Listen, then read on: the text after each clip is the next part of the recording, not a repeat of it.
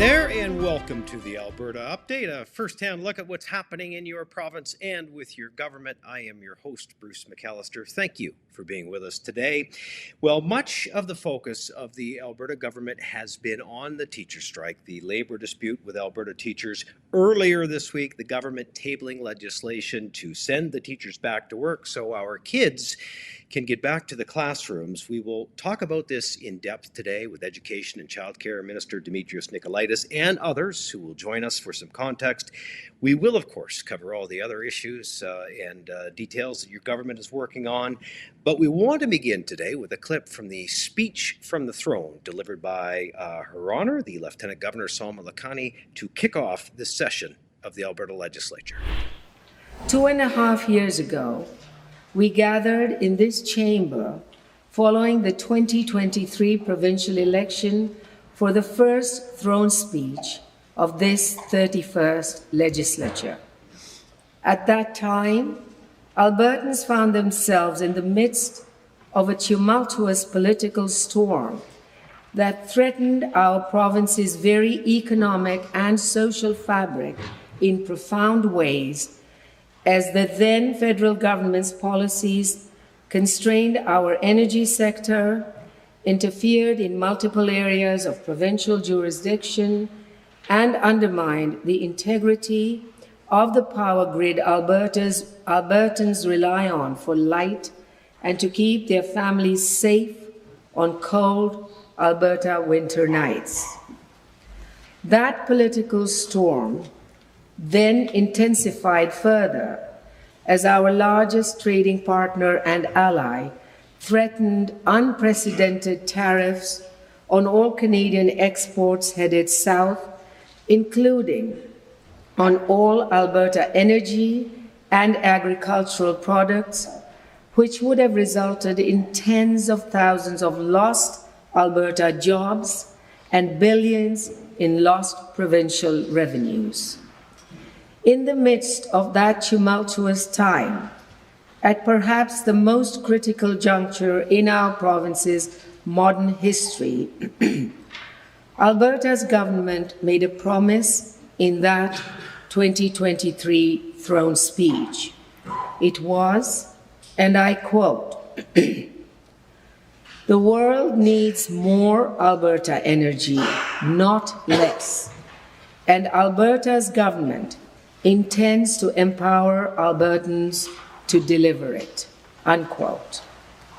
Honourable members, that is exactly what this government has done every moment since that time, and it will continue to do so until the job is done.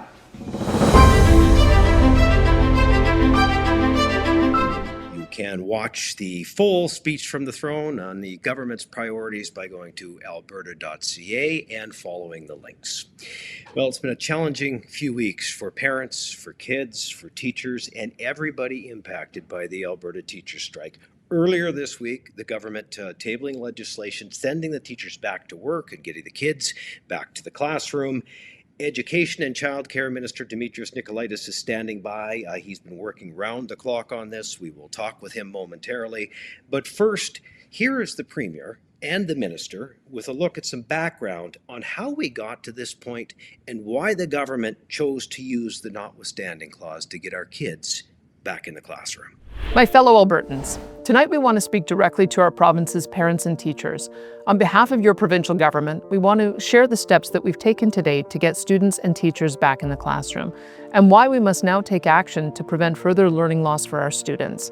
Beginning in early 2024, the Teachers Employer Bargaining Association, or TEBA, and the Alberta Teachers Association, or ATA, began negotiations for the 2024 to 2028 bargaining contract.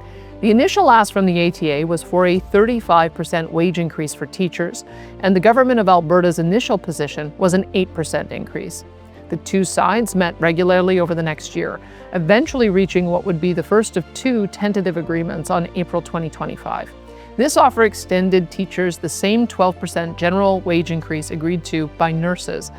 The tentative agreement also included competitive pay increases to keep pace with what teachers earn in other provinces, and hundreds of millions of dollars in supports for classroom complexity and sizes, with teachers providing a great deal of input into how those dollars would be spent.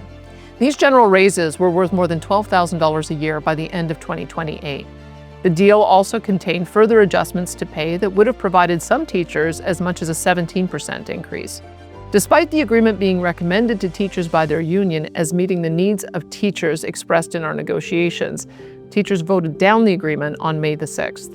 The ATA then took a successful strike vote that would have expired on October the 7th if not utilized. At the same time, in late June, the ATA's negotiation focus shifted away from working collaboratively to address classroom complexities and toward requesting a firm commitment to hire additional teachers instead. We continued to bargain in good faith with the hopes of reaching an agreement. In late September, our government agreed to the union's proposal for hiring 3,000 more teachers and providing the teacher pay boosts earlier in the settlement period. Once again, the union's bargaining committee recommended the deal discussed at the table to teachers. That deal was also rejected. Now, we understand the frustration that teachers are feeling. We know that some are struggling with larger class sizes and others are struggling with more complexity in their classrooms. And we know as well that some teachers are struggling with both of those challenges. We've worked with the ATA leadership to offer a deal that would reduce class sizes, offer increased supports for complex student needs, and pay our teachers more. In the background of these negotiations, our province is also facing financial challenges. The budget for this year, as of the first quarter, is going to have a deficit exceeding $6 billion. As global energy prices continue to be lower than forecast and the market continues to be unpredictable, we cannot say whether the situation will improve or worsen. However, despite these challenges, the government has continued to invest in education funding. The budget for the Ministry of Education and Childcare is going to increase more than 20%, from $10.8 billion in 2024 to $13 billion in 2028. Not only that, we've also committed $8.6 billion to build and renovate 130 schools by 2030. That brings us to the teacher strike that began on October 6, a strike that has taken 51,000 teachers and more than 740,000 students out of the classroom for weeks. The strike has disrupted student learning for the second time in just 5 years. Many of our students are still working to catch up from missed in-person learning due to COVID-19. This cannot happen again. This government will not allow students to face substantial learning losses due to a breakdown in bargaining. To keep our students learning, the Government of Alberta will be tabling legislation that will put teachers and students back in the classroom where they belong. Learning will resume and the disruption to the education of Alberta's students will end. With this action, we are determined to meet the needs of teachers with a new legislated contract that will include substantial pay increases of at least 12%, with 95% of teachers making even more, up to 17%. This means starting salaries will be at least $70,000, with our most senior teachers earning all the way up to $119,000. Substantial increases for substitute teacher rates of pay, with some receiving up to a 20% boost. Hiring 3,000 new teachers and 1,500 new education assistants. This deal was the last mutually agreed upon deal and proposed to teachers by the ATA in September. This deal went $300 million over the agreed upon deal proposed by the third-party mediator in May 2025. And we're doing this because we hear teachers' concerns about classroom complexity and sizes. We want to be clear. The government wants teachers to have the resources they need and pay them a fair salary for the essential work that they do. However, Alberta's families, and more importantly students, cannot sustain any more learning disruption. If this legislation is passed, teachers and students will be back to work starting on Wednesday, October 29th. We wish we did not have to take this step and that we could have reached a negotiated agreement.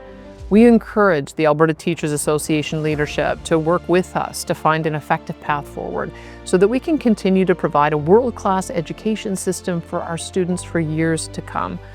But our job is not done. In fact, the hard work starts now. We will continue working with school authorities, teachers, and families to implement innovative solutions that address class size and complexity, and that support students and teachers across the province. We'll have more to say on those steps soon.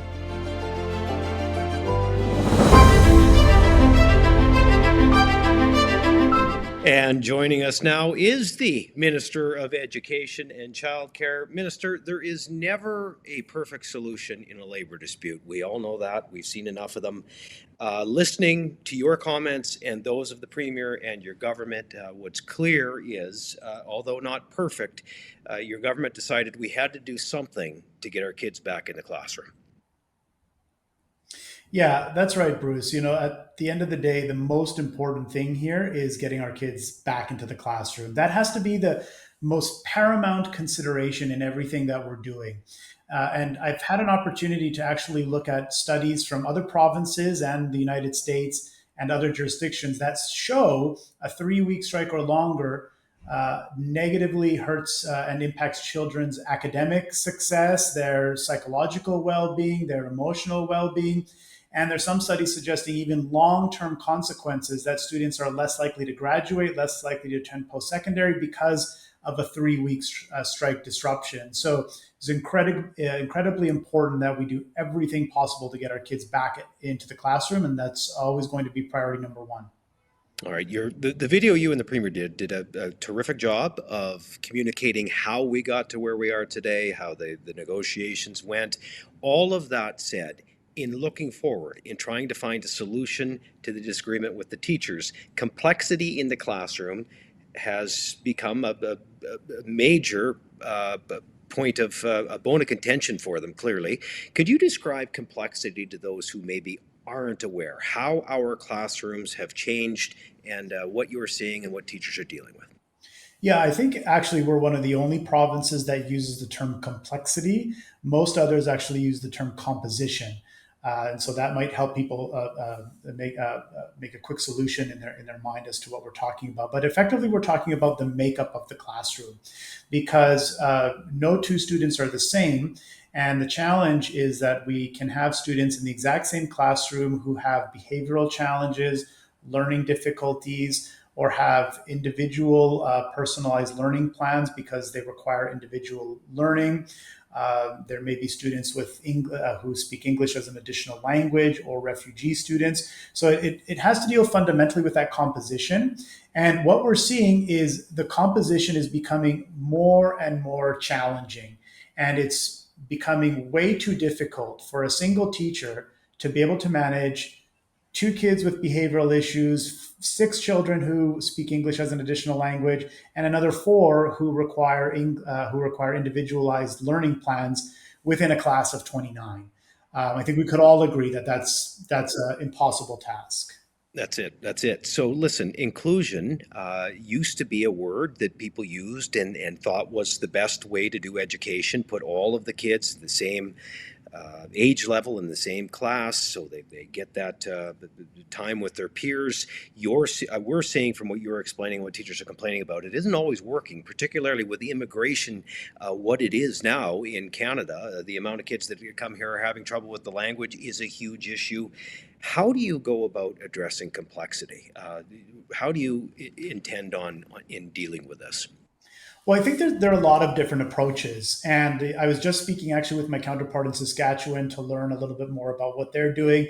They've created this concept of a complexity teacher that is available inside of schools to be able to provide some additional supports. Some of our school divisions already have specialized learning classrooms where students that maybe need a little bit more of a tailored environment are able to participate in that classroom. So we have to look at all of the different options and possibilities. I don't think one size fits all, because of course composition can be very different from one corner of a city to another, or one corner of a province to another. So I think we need to work carefully with our school boards, and we have convened this new task force, this new committee that's going to speak with our school boards, our superintendents, teachers, and others to find out exactly what we need to do to move the needle to help our teachers manage this complexity in our classrooms. Terrific. Listen, class sizes is another big issue, and a lot of teachers complaining about the number of kids in the class, saying that it doesn't allow for effective learning. All of that said, if you were to divide the amount of full-time teachers in the province with the amount of students, it would be nowhere near 30 to a class. I think it was about 20. You could correct me if I'm wrong. So all of that to say, when you look at that and realize that that's not necessarily the solution, throwing more money at the problem, can you speak to how you're going to try and address that issue, and whether capping class sizes makes any sense, if any? Yeah, I think the heart of the solution comes back to what we were saying a moment ago about composition and complexity. I've had the opportunity to talk with a lot of teachers, and I think there are many teachers out there who would have very little challenges in delivering or teaching to a class of even 30 or 35 students if they were uniform in their needs. But of course, that's not the case, and that's where a lot of the challenges come in. What's interesting, though, is I was looking very recently at the class size data from Edmonton Public Schools, our second largest school division in the province, and their 2 out of their 4 divisions meet and are better than the 2003 Alberta Learning Commission's recommended class size levels. They have 23 students on average in Division 2, which is exactly what the 2003 Alberta Learning Commission recommended. It recommended 27 students for Division 4. They're at 24. So what I think is really the case here is that we have some real burning hotspots. And I have directed our school divisions to provide us with a classroom by classroom breakdown of the exact number of students who speak English as an additional language, have other complex needs, so that we can open up the hood and have a clear look at all of the challenges and all of the dynamics affecting every single one of our classrooms, and use that to help us deploy more resources to help those areas that have more pressure. What a terrific idea to have all of the data before you try and come up with the solution. Listen, good for you.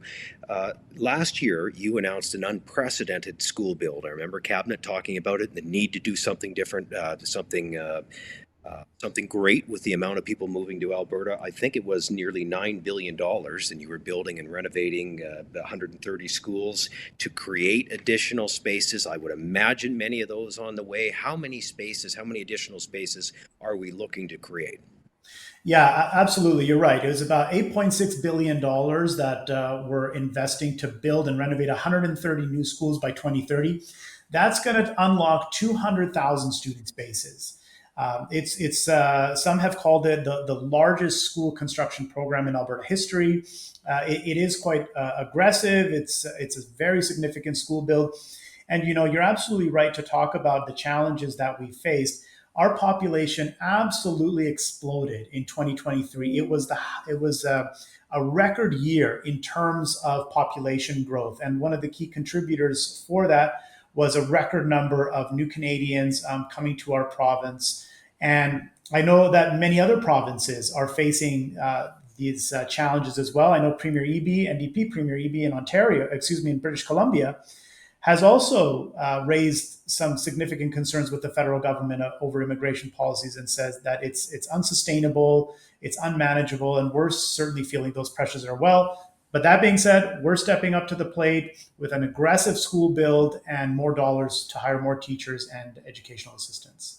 All right, well put. Listen, I know you've been working hard at this, and these are indeed challenging times, but we appreciate your efforts, and I know we'll have you back on to talk about it again. Thank you. Thanks so much, Bruce. There is the Minister of Education and Childcare in the province of Alberta, Demetrios Nicolaides. Well, Alberta's energy sector is also top of mind these days. It usually is, of course, as discussions continue to try and get the federal government on side to try and get a pipeline built to the West Coast so we can get more of our product to international markets, diversify our economy. Here is the Minister of Energy and Minerals, Brian Jean, with more on his work in one of Alberta's and Canada's most important industries. Hello, Alberta. We have so much to be proud of with how we have built this incredible province, largely through our oil and gas industry. Much of this on display right here at the Edmonton Oilfield Technical Society. But I'm not here to remember the past. but instead to look to the future and how we are shaping our energy industry and our great province. My new mandate letter from Premier Daniel Smith charts the path to meet a growing global demand for Alberta's responsibly produced energy products. And there's a lot of great products that come from Alberta, ensuring our energy security and diversifying our export markets with more pipelines to Tidewater has never been more important than it is today. This will not be done haphazardly and randomly. It will be done strategically as we continue to press forward with modernization to our mining industry, as well as how we clean up what's been left behind by previous generations of oil and gas production without adding any cost to the taxpayers. I'm proud to be Alberta's Minister of Energy and Minerals, and my commitment is to put Albertans always first and to make our energy and mining industry the very best in the world. There is the Minister of Energy and Minerals, Brian Jean, on the Alberta Update today. Well, the Premier introduced Bill 1 into the legislature this week. It is called the International Agreements Act, and we have our Justice Minister standing by to talk about that. But first, here is the Premier as she introduced the bill. As we return to the legislature, our government is focused on delivering the clear mandate that Albertans gave us to stand up for this province, protect our freedoms, and chart our own path forward. That's why we are taking the next step to defend Alberta's constitutional rights through Bill 1, the International Agreements Act. Ottawa can sign international agreements with other countries. That's their right. But this legislation makes it clear that those agreements will only become enforceable in Alberta if implemented under provincial legislation. Work with us, and we'll get things done. Overstep, and Alberta will stand its ground. All right, there's the Premier, and here is our Justice Minister, Mickey Amery, for a little more context on the bill. Minister, good day. Thanks for taking some time. I know you guys are going flat out these days. We're running on all cylinders. Thank you for having me. Some clarity or some context, Minister, on Bill 1. Why is the government introducing it? The International Agreements Act, as it is called, why is it important legislation, I guess, to insulate us from Ottawa potentially wading into our jurisdiction? Well, look, thank you for having me, Bruce. It's no surprise that the federal government has tried to insert themselves into Alberta's jurisdiction time and again. Now, we've seen this with the Clean Electricity Regulations, for example, or the Impact Assessment Act. And both of these federal initiatives have had a devastating impact on provincial investment, on investor confidence, and on the growth of our province. We're saying we're not going to take it anymore. When it comes to international agreements that are signed by the federal government, right now we currently have no formal agreement in place that governs the relationship between the provinces and the federal government, especially when it impacts areas of provincial jurisdiction. By introducing this legislation, we want to make it clear Alberta will not be bound by international agreements entered into by a federal government when that agreement has a direct impact on matters of provincial jurisdiction. It's one way that we're showing that Alberta will not allow the federal government to continually trample upon our constitutional jurisdiction.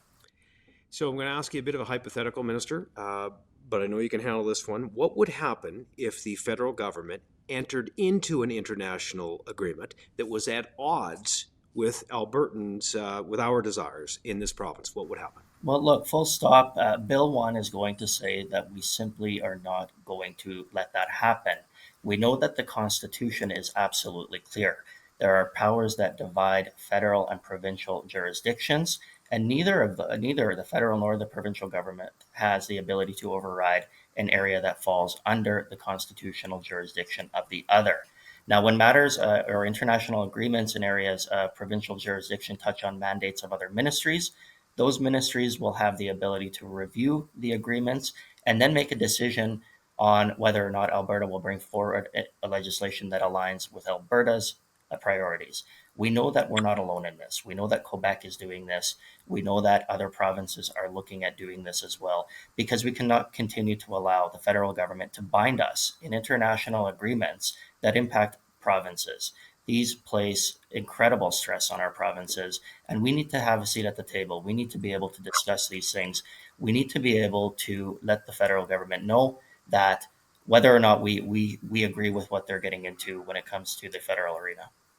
Well, good on the Premier and your government for introducing the legislation. Hey, listen, you're a lawyer. I'd be remiss if I didn't ask you a question. It's off topic for you and your ministry, but I know you can provide some context. So there has been so much talk about the notwithstanding clause, the government using it as a way to get kids back in the classroom where we need them for learning. But some people have miscategorized what the notwithstanding clause is, how it is used. It is there for this very reason. Could you explain to us, maybe not like a lawyer, but as a lawyer to laymen, how this clause works and why it's so important? Yeah, most certainly. I'll take us back to the time when the charter came into existence, and part of that negotiation across the country was including a clause, the notwithstanding clause, Section 33, which provinces fought so hard for, that allowed a number of different provinces to be able to have a greater say in some of the decisions that were being made, especially when it came to decisions, matters of policy. It is a mechanism that establishes the parliament as supreme, and it creates a balance of power between courts and elected governments. It operates like this.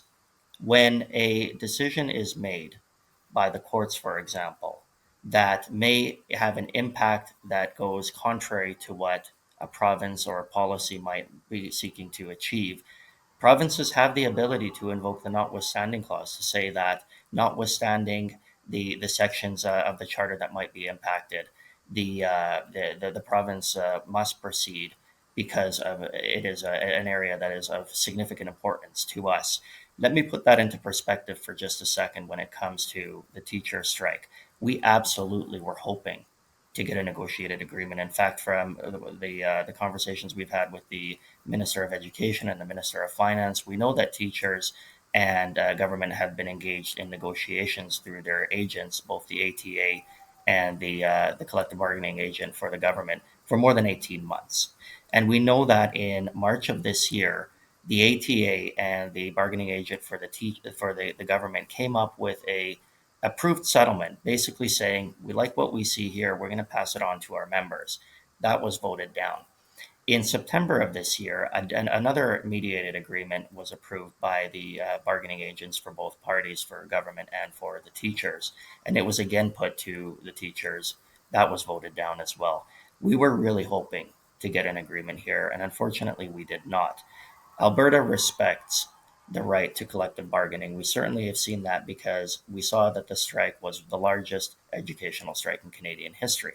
But at some point, and this is, again, I'll talk to you guys as a parent, at some point, my 3 school-aged children, who are all in public schools in Calgary, were unable to go to school. They were sitting at home. I think the detrimental impact on all parents and all students was obvious. We heard from the Minister of Education, and he said that there are studies all across the country that indicate that a pause in even 10 days for school-age children has a detrimental impact. We had to make a decision. It was a difficult decision, but we had to get our kids back in school. And that's the lens that I will always legislate from, the lens of our children. Yeah, you bet. Hey, listen, well explained. One more point, and correct me if I'm wrong, but this was insisted upon, Section 33, by Alberta Premier Peter Lougheed, wasn't it, as a way of ensuring that the elected officials have a say, as opposed to maybe a progressive judge who might have a different viewpoint. So this is used in these instances, correct? Most certainly, it's rarely used, but it is used. It's when there are matters of utmost significance. It was spearheaded by former Premier Peter Lougheed. It was absolutely an important component for the ratification of the charter, and I think it is important to have that tool available for all provinces. Well, we covered a lot of ground today. Minister, we really appreciate your time, and we'll see you again. Thank you. Well, thank you very much for having me. There's our Minister of Justice, Mickey Amery, on the Alberta Update. Well, next we have our Minister of Assisted Living and Social Services with us, and that, of course, is Jason Nixon. Mr. Nixon, thank you for taking some time. It's been an interesting week. Well, thanks for having me on, Bruce. It's great to see you. You bet. Hey, listen, Canadians from coast to coast have been looking at their pocketbooks and talking about housing. I think we're more insulated in Alberta than the rest of the country, but still there are issues here. Purchasing a home is becoming more difficult. Is Alberta moving the needle on that front? Maybe start with an update on how we're addressing those issues. Yeah, look, we have seen a housing crisis across the country. Obviously, Vancouver and Toronto have really been impacted the most at times. But the reality is, with the largest population growth at times anywhere in the world, here in the province of Alberta, we have not been spared those challenges over the last couple of years. Our government actually has been really focused on making sure that we are increasing supply, that we're empowering Albertans, our great industry, home builders, and others to be able to make sure houses can get built, to be able to house all the families that are coming. And we're pretty excited about the great results that have taken place from that focus on red tape reduction and making sure that we're a business-friendly location in the country. We're 12% of the population, Bruce, I should say, and we're over 25% of all homes are being built right now in the province of Alberta. And we're seeing a massive increase in purpose-built rentals, which is really, really critical for things like rent and being able to make sure that there's enough places for everybody to live. I'm glad you led me right into my next question. That's what I want to touch on. A lot of people choose to rent instead of own, and some of them because, frankly, that's their only option. How is the province faring in the rental market? Are things changing there?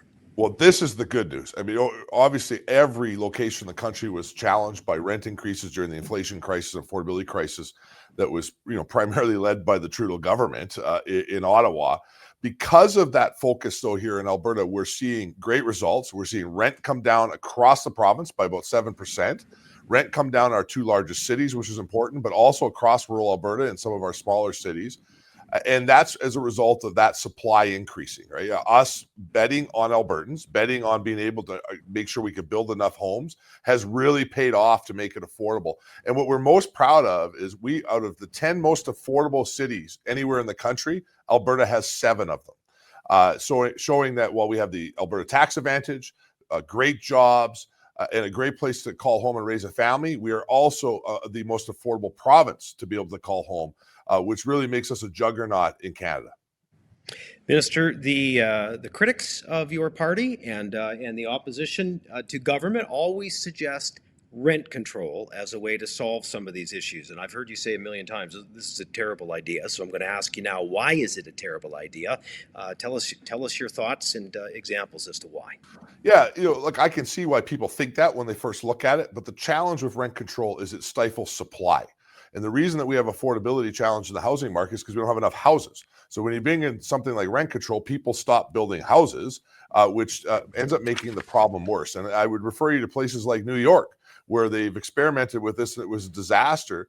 Many economists have compared that policy to the same as basically bombing cities as far as the destruction that it could do to the economy. And so we rejected that, but again, focus on creating a place that our developers, our home builders, our municipalities could have success and increase supply. And the proof is in the fact that we're building so much, our rent is going down, and other jurisdictions who are playing with rent control in Canada, Toronto and Vancouver, as examples, still have a disastrous housing situation. And here in Alberta, we're, frankly, I think, an example to the rest of the country. I want to ask you about something else. I know this really doesn't have to do with your ministry in assisted living and social services. However, your father, you're a parent of school-aged children, and I think the Premier has asked you to get involved in this, so you can correct me if I'm wrong, but I want to ask you about the complexity in the classroom piece, and I think you're going to be working with the Minister of Education and some others to find the data that will help lead us to some solutions in dealing with complexity and large classrooms. Tell us what you're looking for and how it will help. Yeah, the Premier's asked us to support Minister Nicolaides in that work on complexity in the classroom sizes. In particular, us around helping him with complexity in the context that we are the ministry are responsible for Albertans with disabilities, including children with disabilities. And so we want to make sure that we're at the table advocating, one, for the disability community, for children with disabilities, but also seeing how our programs can connect to the work that K-12 is doing and make sure we can support each other in addressing complexity. And the other area the Premier's asked us to support on is the work that we're doing on the healthcare side. As the Minister responsible for continuing care, we've had a significant amount of work that's gone into unraveling Alberta Health Services data challenges when it comes to what we call alternative level care patients, which is basically the wrong patient in the wrong bed and working to get the right patient into the right bed. And I think the Premier's hoping we can take what we've learned there and be able to give some of those tools over to education to be able to get that classroom size data thing nailed down so we can make the best decisions for Albertan children in real time going forward. Well, don't let anybody ever say this minister doesn't have a full plate. Listen, appreciate all the work you do, and we'll talk to you again for updates as we move along. Great to see you, Bruce. Minister of Assisted Living and Community Services, Jason Nixon, on the Alberta Update. Well, the economy, always top of mind. We talked about it just now in the affordability of housing, affordable housing, etc. We're sharing with you a video from the Minister of Jobs, Economy, Trade and Immigration that will show you the work going on there. Here is Minister Joseph Scow. Hey there, I'm Joseph Scow, Alberta's Minister of Jobs, Economy, Trade and Immigration. Our province is known for its opportunity. More than any other province, we drive success for our nation. And because of this, we've created a province where people want to call home. Whether someone works in energy, agriculture, technology, forestry, engineering, manufacturing, or any other career, Alberta opens those doors. And this doesn't happen by accident. We've achieved it by lowering corporate taxes, cutting red tape, and training a skilled workforce that meets the needs of investment. But there's more to do, and the Premier's mandate letter to me makes that clear. Like strengthening Alberta's control over immigration, addressing youth unemployment by prioritizing jobs for Albertans, putting Alberta on the world stage for economic growth through new investment, and continuing to build a skilled workforce responsive to industry needs. Solutions to these means getting more Albertans into the workforce and strengthening our economy with new opportunities for Albertans. And I am proud to lead this as your new Minister of Jobs, Economy, Trade and Immigration. Thank you. Minister Joseph Scow. Well, we talked a couple of weeks ago about the contest in Alberta through Service Alberta about Alberta license plates that's going on right now, and we have two finalists for the new plate. We're going to put them up on the screen so you can have a look at them. These are the two plates that have been narrowed down as many of you have voted on your favorites. A few have been eliminated, so you see one with the pump jacks and the cowboys, and the other one with strong and free. And you still have time to make your selection, so go ahead and go to the website on the screen, make your selection, and of course we'll be happy to reveal the winner as we select a new license plate here in the province of Alberta. Well, that is it for this week's Alberta Update, a first-hand look at what's happening in your province and with your government. We appreciate you tuning in.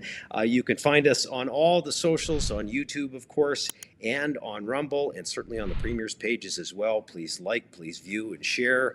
We're here every week when the legislature sits, so that means we will be right back here again next week, and we look forward to seeing you then. Thanks again for your time. So long.